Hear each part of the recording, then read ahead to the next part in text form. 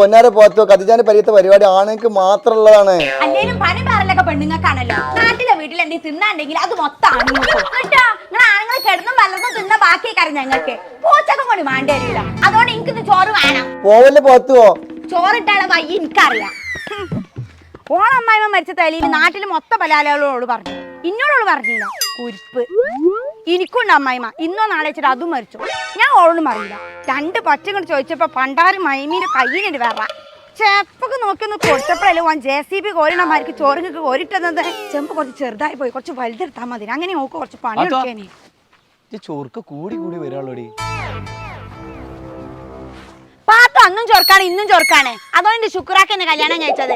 അന്നെ കണ്ട പട്ടി കഞ്ഞിടിച്ചോ ചിലക്കാതെ പോടാ അവിടുന്ന്. ഈ ചെമ്പിലുള്ള ചോറ് കണ്ടിട്ട് ഈ ചെമ്പൊടക്ക തിന്നും കുരിപ്പ്. എന്റെ സമൂസ വെച്ചിട്ട് പന്നിപ്പടക്കം തിന്ന അബുജായാണത്. ബാക്ക് കൂടെ പോവാ അതാ നല്ലത്. ചെമ്പിലെന്താ പാത്ത?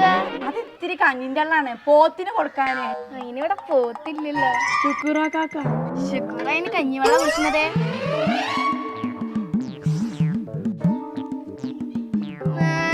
നല്ല നെയ്ച്ചോറിനെ വേണണ്ടല്ലോ.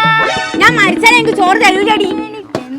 ചോറും ചെമ്പും കാക്കയെ കോഴിക്കുട്ടികളെ കൊണ്ടുപോകണം. എനിക്ക് എന്റെ ചെമ്പത പോണ മക്കളെ.